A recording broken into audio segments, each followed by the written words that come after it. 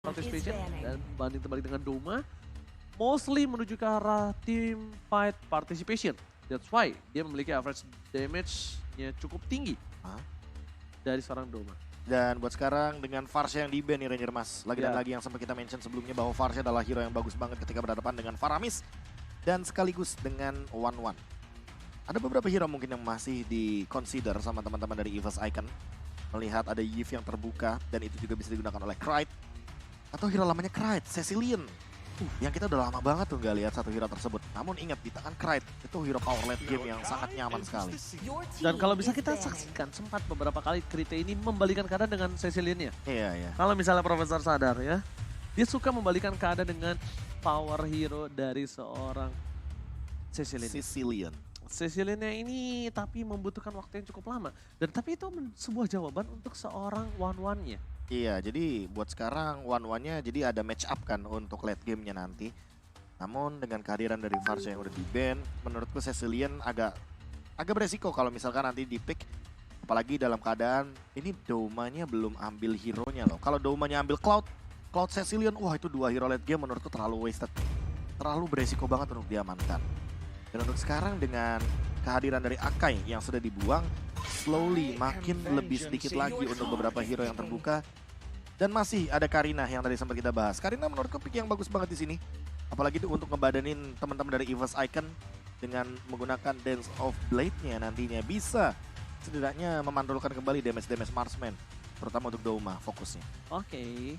Melihat draft pick yang cukup kuat telah dimiliki dari tim RRQ dari segi team fight, mereka juga masih harus punya satu buah jungler yang capable untuk head to head untuk seorang Susuji nantinya. Martis Benedetta oke sih. Martis Benedetta, ini kayaknya si Slowly tuh nggak main assassin ya? Main sebenarnya, main funny dia, main funny. Tapi kayaknya di game kali ini lebih bijak kalau bawa tank jungler gak sih? Udah Akai ada gak sih? Udah ditutup sih sayangnya. Kari.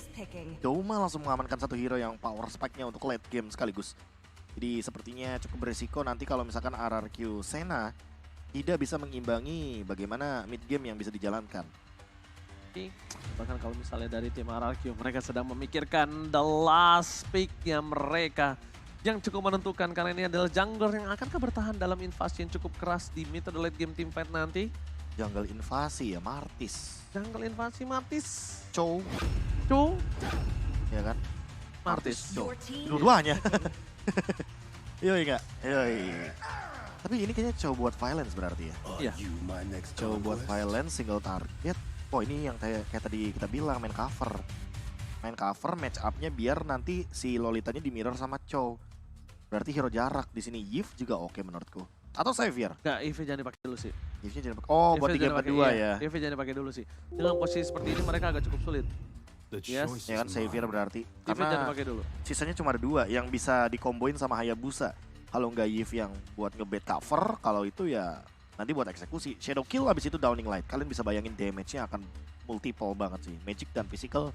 Jadi bakal connect dua-duanya. Soalnya kalau sekarang dia pakai Yves terlebih dahulu ini agak cukup merugikan mereka ketika mereka tidak berhasil mendapatkan kemenangan. Oh, karena bisa jadi mereka second pick. First pick nantinya. Nah, itu dia tuh. Mereka nanti amanin Yves sama Fredrin.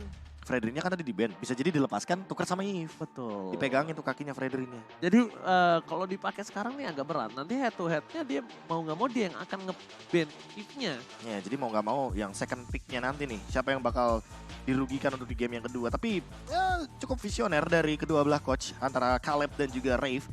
Namun untuk melihat potensi dari draft picknya, jujur ini Martis dan Lapu-Lapu. Dua tipikal hero yang bisa jump in ke arah belakang. Krite mungkin harus benar-benar menjaga posisinya. Kalau misalkan dia ketahuan sedikit aja, mungkin akan ada Don yang langsung loncat dengan Breath of Fighters. Menjaga posisi, kalau menurut aku enggak. Kalau menurut aku Krite tidak boleh terlihat di map. Tidak boleh terlihat di map. Kalau menjaga posisi, pasti akan dikejar Profesor KB. Apalagi Violence, kita tahu dengan Ada flicker lagi. Dengan Chow-nya salah satu hero power dari seorang Violence itu sendiri. Bahkan ada Purify. Kita lihat dari para pemain tim EVOS, mereka sudah mencoba untuk membantu mendapatkan satu buah buff, tapi no Purify Gaming. Wah, ini berani banget sih dari EVOS Icon. Mereka benar-benar tidak membawa Purify sama sekali. Dan ini bisa menjadi sebuah pick off yang banyak banget bisa diamankan oleh Violence dan kawan-kawan. Bahkan sejak awal lihat Van Strong-nya dibikin bonyok dengan banyaknya magical damage dan physical yang keluar dari Violence dan Nocta. Alright, dan bahkan di sisi Slowly, dia berhasil mendapatkan satu buah Lethal Wonder di posisi arah EXP Lane, Veldora. Belum memenangkan match up, tapi setidaknya bisa mempertahankan laningnya terlebih dahulu. Mungkin dia akan lebih cepat dari clear minionnya. Yang permasalahannya di sini adalah, dari Faramis kalau udah memiliki damage bersama dengan seorang lapu-lapu, seorang Cho Violence coba all in terhadap seorang Veldora pun mampu loh di pick off. Iya, Veldora ini masalah utamanya ketika dia udah nggak immune atau dia nggak deket sama tembok, Way of the Dragon ini bakal connect dan dia hanya bisa menerima damage tanpa harus bisa memantulkan damage kembali atau memberikan damage reflection kepada teman-teman dari arah Arcusena yang sudah mulai melakukan setup lagi ke arah Turtle. Dan mungkin Setsujin akan bertemu dengan kawanan dari arah Arcusena di arah bottom lane. 4 pemain sudah mulai melakukan setup bahkan. Oke, Krite sudah tahu dirinya tidak cukup capable terlihat di map dan dia berada di arah belakang sekali Profesor dan tidak terdeteksi samsak posisinya. Dan itu memang yang harus dilakukan oleh seorang Krite. Karena Krite bahkan nggak boleh muncul di map kalau menurut aku. Bukan hanya menjaga jarak tapi Setsujin bakal coba menghindari dengan shadow kill. Pergerakan dari seorang Dawn bakal coba di pick off kah. First blood akan coba di tangan dari seorang Dawn. Terroplay, Setsujin tertake down. Too strong Dawn kali ini dan tidak memiliki damage dari seorang Setsujin. Dan bahkan dari Fanstrong kali ini bakal kehilangan satu buah turtle. Tapi setidaknya lihat dibaliskan kembali. 1 poin kill dibalas dengan 2 poin kill yang cukup mahal dari tim Arcusena. Pranata masih mau lebih di arah top lane. Ini dia dan bahkan Violence informasi terberikan dan ternyata Flicker berhasil menutup poin kill atas seorang Doma yang tadi tidak berhasil melakukan recall. Invasi Arcusena di early kali ini benar-benar mendapatkan keuntungan yang sangat mahal dan bersama dengan platingan yang dimiliki dari Pranata membuat Pranata akan lebih strong nantinya. Ya, sesuai dengan data, first blood dari Arcusena ini power banget, apalagi dengan invasi yang tiada hentinya terjadi. Mungkin akan ada satu buah crossbow of tank karena untuk sekarang udah gak ada Guardian Bulwark lagi, tapi ternyata Pranata lagi cooldown dan tidak mau terlalu all in terhadap sosok Van Strong yang sudah tidak memiliki lagi flicker. Tidak terlalu cukup worth it ketika dia all in terhadap pergerakan dari seorang Van Strong dan sedangkan seorang Slowly kali ini mengganggu pergerakan dan invasi yang dilakukan. Don menangkan match up di bottom lane. Bahkan Veldora decimate di short point. Ditancapkan langsung ke dalam dada dari seorang Veldora. Again and again point kill terdapatkan oleh seorang Arcusena dengan ada 4 point kill yang sangat mahal dan mereka mengungguli 2000 Golden ini. Mereka tinggal memantapkan, memenangkan match up dan juga objektifnya. Gila, ini makin hari Slowly makin terlihat percaya diri melihat permainan yang barusan benar-benar dia munculkan, apalagi dalam keadaan Cult Altar. Okta yang kali ini sudah mengeluarkan ultimate-nya dan bahkan terdetek di area mid lane. Langsung ada pergerakan untuk mengincar ke Setsujin dan lagi-lagi Slowly mendapatkan poin kill yang begitu mahal dengan decimate-nya. Decimate is on point dan bahkan ini menjadi sedikit problem untuk tim Evo Saiken. Mereka terdistraksi dan mereka terkena invasi di 3 lane yang berbeda. 3 lane tidak ada yang menang sama sekali membuat 2000 gold masih dipertahankan oleh tim dari Arcusena. Arcusena kali ini mendapatkan kesempatan untuk mendapatkan turtle-nya kembali tanpa ada kontes samsak. Ini benar-benar bakal jadi free sih. Setsujin udah tumbang 2 kali, beda banget sama Slowly. Slowly levelnya jauh, bahkan ini hampir 2 level untuk sekarang. Plus turtle bakal jadi level yang ke-8. Lawan dan serangan Setsujin masih di level yang ke-7. Violence pun tidak bisa ditumbangkan dengan solo pick up dari Setsujin. Mungkin memang belum powernya mereka akan membawa game ini ke late game atau tidak dari segi item yang tadi lihat. Informasi telah diberikan Profesor dari itemnya. Ya, Clock of Destiny udah jadi untuk Krite. Ya sebenarnya power high groundnya ada di Krite. Jadi selama Eva's Icon Krite-nya nggak tumbang, sebenarnya mereka powernya masih ada. Tapi untuk sekarang Violence out of nowhere udah ada di belakang, flickernya ready dan bahkan hampir melakukan sebuah invasi namun dibatalkan karena sepertinya dalam keadaan Okta dia nggak punya Cult Altar, cukup resiko ketika melakukan sebuah invasi ke dalam turret. Wow, lihat Way of Dragon dilakukan. Menuju ke seorang Krite Flicker. Apakah masih selamat? Ternyata tidak ada decimate. Krite dikejar, di all in. Okta kali ini tidak mau terlalu terburu-buru. Setsujin, what are you doing? Knockout Shadow dan ini bencana Setsujin tertinggal. Tidak ada Quad Shadow kembali. Quad Shadow-nya berhasil digunakan dan ternyata membuat dirinya terperangkap di depan sana Setsujin. Wah, ini bisa dibilang 3 kali tumbang. Bukan angka yang bagus untuk Setsujin tentunya di game kita yang pertama. 7-1 dengan perbedaan gold udah menuju ke arah 4.000. Ini yang sempat kita bilang kalau seandainya dengan 8.000 gold di bawah menit yang ke-12 itu masih bisa ditabrak. Dan perlahan-lahan lihat permainan dari RRQ Sena. Mereka menabrak dan Okta untuk sekarang menarik satu sosok Van Strong di area depan. Nomor 16 dilakukan dan bahkan masih ada pergerakan untuk altar defensif. The Wave Dragon dilakukan. Violence mencoba untuk memporak-porandakan formasi dari EVOS Icon. Tapi ternyata lagi dan lagi Okta menjemput dengan satu ultimate mahalnya Cold Altar dari Faramis. Cold Altar yang berhasil menyelamatkan satu sosok Violence yang satu hit terakhir, itu pasifnya pecah. Dan satu itu hit terakhir itu pasifnya pecah. Bener-bener Violence-nya padahal udah salah jalan, tapi masih di cover. Itu dia. Kesalahan tanker itu kalau di follow up sama mid laner atau sama jungler yang emang benar-benar bisa nutupin kesalahannya, malah jadi epic moment. Epic moment. Menjadi menyelamatkan diri dari seorang roamer. Dan di area top lane Pranata benar-benar bebas 8.8 level. Sedangkan Doma di 7 level. Dan mereka akan teamfight di arah turtle yang harusnya dilepaskan oleh Susujin. Susujin harusnya sudah sadar kalau misalnya dia tidak bisa melakukan kontes, itu akan membuang-buang waktu dan bakal membuat tim RRQ bisa mendapatkan poin atas mereka. Terlalu keras, terlalu berat untuk bisa melakukan pick over terhadap EVOS.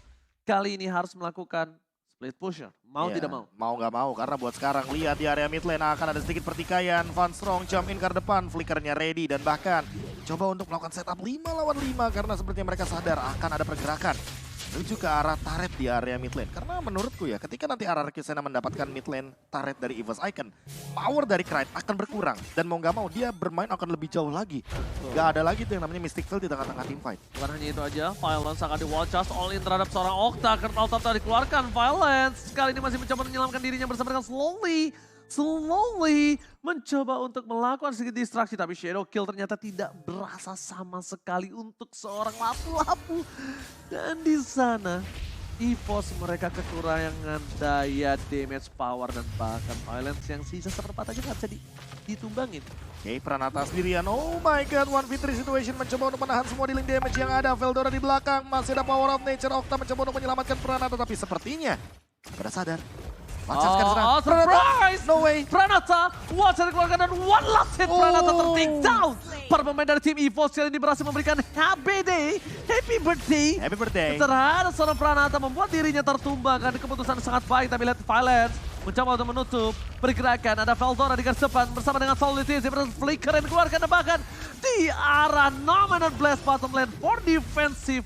Membuat Susujin bebas untuk melakukan farming. Ya, ini bisa dibilang jadi space untuk Susujin dan bahkan mengejar ketertinggalan level karena slowly dia one level away daripada Susujin itu sendiri. Okta sebenarnya mencoba untuk mengcover ke arah Pranata tadi. Tapi masalah utamanya karena cooldown yang begitu lama dari Cold Altar. Karena kita tahu kan kalau nggak pakai buku aja dia 82 detik. Iya. Jadi itu adalah jangka waktu yang menurutku sangat lama sekali sebelum Pranata bisa di cover untuk dalam jangka waktu kurang dari 1 menit. Dia butuh 45% cooldown reduction soalnya. Tapi RRQ nggak boleh ngikutin gameplay EVOS yang seperti ini loh. Iya, temponya jadi pelanin soalnya. Karena ini yang sengaja dia inginkan untuk membuat Susujin punya waktu untuk farming. Tapi The Wave Dragon menuju ke arah seorang Veldora. Watchers pun dikeluarkan, tidak cukup waktu dan Susujin bahkan tidak bisa masuk ke dalam. Memberikan sedikit distraksi yang diberikan Susujin ternyata tidak terlalu berimpact melihat adanya lot yang sudah didapatkan oleh seorang Slowly. Di arah bottom lane, para pemain dari tim EVOS memberikan satu turret hadiah atas kehilangan Lord yang pertama mereka. Oh, Nominal Blast mungkin connect dan di depan sana. 3-man terkena pergerakan dari Cry. Dan bahkan lihat Tonnya mencoba untuk bertahan. Masih ada shield absorb dan masih mampu untuk bertahan. Jamin ke belakang. Susujin tidak mendapatkan apapun. Dan bahkan kena Quad Shadow terkena The Way of Dragon. Tumbang untuk keempat kalinya dari Susujin. Terperangkap di dalam teamfight yang tidak cukup adil. EVOS kali ini kehilangan Susujin kembali. Memaksakan dengan Quad Shadow yang sudah tidak dimiliki. Dengan Shadow Kill di depan sana dan tidak ada hero untuk menjemput seorang Susujin adalah keputusan yang kurang baik. Dan bahkan kalau kita melihat dari Van Strong, dia juga cooldown untuk flickernya. Jadi kalau dia jump in yang ada 2 yang tumbang, gak cuma 1. Dan untuk sekarang dengan item seperti Hunter Strike dan juga Malefic Roar, bayangkan Pranata udah punya Wind of Nature. Waduh. 2 item dari Susujin gak bakal bisa jump in. Hanya untuk memberikan damage ke arah 1-1. 1-1-nya aja gak pernah sendiri, itu masalah utama juga. Dan bahkan ini under banget dari seorang Susujin dengan 6.000 gold yang dia miliki tidak cukup untuk bisa memberikan banyak waktu. Dan di posisi yang kehilangan sekitar ini berapa? 7.000 ya? 7.000. 6.000, 7.000-an. 6.000, 7.000 gold kayaknya bukan waktu yang baik di menit yang ke-10. Dan mereka benar-benar udah mulai mempertahankan high ground mereka. Outer mereka coba digeragasin oleh seorang minion super yang bergerak menuju ke arah base turret. Ya pokoknya incer ke arah Krite, itu dia kuncinya. Krite. Apalagi Krite nggak ada Purify. Dan Krite. high ground defensif dari EVOS Icon hanya ada di Savior. Dan Krite punya waktu yang cukup panjang untuk bisa itemnya bisa menumbangkan para pemain dari tim Ararki. Iya, dia Butuh waktu. Divine Glaive ya kan. Glowing One. Glowing One butuh sih buat poking damage ke arah Pranata. Dan itu maksain Pranata untuk bikin Athena Shield seenggaknya. Divine Glaive. Ya, jadi memang berat banget untuk Krite kali ini, dan Freeze bahkan akan coba dikeluarkan oleh para pemain dari tim RRQ Sena. Coba untuk memberikan sedikit distraksi di dalam satu buah jungle, dan dia tidak segan-segan untuk Violence bisa men-take down seorang Doma. Karena Doma di sini belum memiliki power dari Immortality. Tidak ada Purify Gaming. Atau bahkan Wind of Nature aja ini bakal susah banget untuk ditabung. Lihat semuanya di freeze minionnya. Gak dikasih jalan minionnya. Biar Krite dan juga Setsujin gak farming. Sementara slowly dia masih farming di area jungle. Dia bisa invasi dan dia bisa dapetin level 15 sesaat lagi. Ini kalau kata orang-orang dimiskinkan. Secara paksa. Waduh. Bahaya juga nih. Mereka dari segi jungle laningnya semua di freeze. Benar, tapi masalahnya EVOS Icon juga melakukan hal yang serupa. Mereka melakukan freeze terhadap minionnya juga, hanya melakukan last hit saja agar mereka masih bisa farming di dalam area teritorial mereka. Sama-sama classy banget nih untuk kedua pemain MDL dari kedua tim ini. Alright, dan tapi menuju ke arah Lord yang kedua yang akan didapatkan oleh tim RRQ Sena. Tapi nampaknya kali ini RRQ Sena akan mendapatkan tanpa ada kontes sama sekali. Kecuali mereka mau coba do or die. Tapi apakah itu atau Downing Light ya, secara nggak sengaja. Terlalu terburu-buru. Udah ke-detect. Gak ada ultimate dari Savior dan bakal jadi Lord yang gratis untuk teman-teman RRQ Sena. Ya, free Lord. Udah pasti. Free Lord. Kalau EVOS Icon keluar dari kandangnya, itu bahkan bisa merontokkan mereka, dan one straight push Israel di atas menit 12 tidak ada pasif tuh ratingan Profesor Kami. Iya, karena mau bagaimanapun winning condition dari RRQ Sena ini nabrak. Karena mereka bawa Faramis, mereka bukan bawa tipikal hero yang high ground, mereka bukan bawa tipikal hero yang harus teamfight di area jungle, enggak, mereka harus nabrak intinya. Kalau mereka nabrak, apalagi dengan flicker dari Okta dan itu bisa menarik dengan Shadow Stampede, minimal narik Doma, itu udah bisa langsung ditabrak balik sama Donnya juga. Agar ada follow up yang cukup dan juga bisa diambil oleh Violence dengan Chow-nya. Oke, kali ini lihat ada best turret akan coba dihantam oleh seorang Bubble Lord terhormat. Enhance kali ini masih ada Krite yang mencoba untuk melakukan sedikit distraksi dengan adanya high ground defensive yang dia miliki. Doma memberikan pressure atas seorang Violence, memukul mundur Pranata dan bakal coba dengan shadow kill-nya. Masih ada Wind of Nature. Pranata still survive. Masih ada Cult Altar menyelamatkan para pemain dari tim RRQ Sena. Mundur ke arah belakang. Torch kill udah mulai terbuang sedikit demi sedikit, tapi Don masih memiliki Brave Fighters-nya, dan jangan sampai Doma tidak ingat dengan Brave Fighters yang sakit. Ini damage-nya dia ada dan jangan lupakan juga bahwa dia memiliki 1 point kill. Jadi spell fam-nya juga aktif dan Van Strong mencoba untuk mencari posisi. Udah tahu kalau nggak punya Cult Altar, Don dikejar tapi ternyata masih ada Immortality. Langsung diurungkan niatnya. Mundur teratur daripada nanti ternyata RRQ Sena malah melakukan serangan balasan dengan kehadiran dari Don. Kita tahu sendiri XP laner lapu-lapu lagi hype banget untuk sekarang. Dan bahkan untungnya lapu-lapu itu bisa dilumat dengan cepat oleh seorang Kari, tapi mereka akan mencoba all in di dalam Purple Buff dimiliki dari Setsujin. Mereka mencoba team fight, tapi lihat Pranata dengan attack speed yang sudah dia miliki. Ini sulit banget untuk bisa dibendung, dan bahkan retribution di sound point from Setsujin. Mencoba untuk memaksa, mundur ke arah belakang, di all in bersama dengan Watcher. Kertal save the day, again and again. Okta menyelamatkan seorang Violence, Immortality di depan sana, dan ternyata satu buah flicker for covering up. Fastro, what the mind blower yang dilamatkan Pranata masih ada Wind of Nature. Mundur ke arah belakang, Immortality pecah dan bakal Violence akan ter-take down. Membalikan kembali keadaan EVOS Icon tiba-tiba mengau menerawar. Ini dia satu momentum yang ternyata bisa dimainkan oleh teman-teman dari EVOS Icon. Mereka masih mau lebih. Lihat Setsujin ke arah belakang mencoba untuk mengincar ke Okta. Oktanya tumbang terkena efek dari Downing Light. Dan bahkan ada 3 member yang hilang tiba-tiba. Untungnya Okta punya pasif yang seperti menumpuk. Dan untungnya dia langsung survive atau hidup kembali, resurrected kembali untuk team fight jangka panjang. Ini bahaya Profesor Kami untuk RRQ Sena. Kenapa lihat goldnya udah mulai dibayar dengan sedikit demi sedikit. Dan bahkan lihat Downing Light yang dimiliki dari seorang Krite nampaknya udah harus mulai diperhitungkan. Nah ini dia tuh. Lord muncul dengan power 5 versus 5, tapi dari segi laning phase, EVOS kali ini cukup memenangkan di laning top lane-nya. Wah mereka coba maksa dong. Berlima di area top lane. Kalau misalkan di flanking sama Cho atau lapu-lapu ini menurutku akan menjadi malapetaka. Krite gak ngedetect siapapun di depan sana. Dan lihat Violence, The Way of Dragon menuju ke arah Veldora. Shadow Kill digunakan, Cloud Altar juga dibuka. Dan bahkan ada Dominant Blast di cancel oleh Slowly dengan menggunakan Asura Aura. Donnya tumbang tapi gak masalah. Lihat Pranata di area belakang mencoba untuk mundur terlebih dahulu karena dia udah gak punya lagi serangan dari Crossbow of Tank. Dan bahkan masih ada pergerakan dari seorang Slowly mencoba untuk bertahan namun tidak bisa. Dia pun tershutdown dan ini bisa menjadi momen comeback bagi EVOS Icon. Itu namanya Thor baiting. Again. Baiting yang didapatkan oleh tim EVOS Icon ternyata berhasil membuat tim Araki Sena membalikan kembali keadaan kali ini. Udah dikejar, dibayar hampir lunas utang gold difference yang dimiliki dari tim EVOS Icon. Araki Sena. Dan dia sama sekarang Profesor KB. Iya, equal. Jadi bahkan bisa menyusul dengan Lord tambahan juga kali ini. Ini bakal bahaya banget. Violence akan coba dipasang, Shadow Kill udah mulai terlalu sakit. Mereka harus di-respect dengan damage yang dimiliki dari seorang Sun Soo Jin. Ini bencana untuk tim Araki Sena. No violence, no pick over untuk inisiator. EVOS Icon mencoba untuk memangsa ke arah depan, mundur ke arah belakang. Lordnya sudah di-enhance walaupun belum di Lord Evolve, tapi lihat dari seorang Fansong. Mencoba untuk memberikan satu buah damage, mundur ke arah belakang, Dodge-nya terlalu sakit. Terlalu sakit apa diberikan. Pranata mencoba untuk bertahan. Kertas telah dibuka. Dan bahkan masih mendapatkan satu Pranata instant. Pick off from Sun Soo Jin. What the epic comeback from EVOS Icon. Menghabiskan Araki Sena di game yang pertama. Dan comeback yang benar-benar tidak biasa terjadi. Ketika Krite tidak tersentuh sama sekali. EVOS Icon mengembalikan selayaknya tangan kita dari posisi bawah.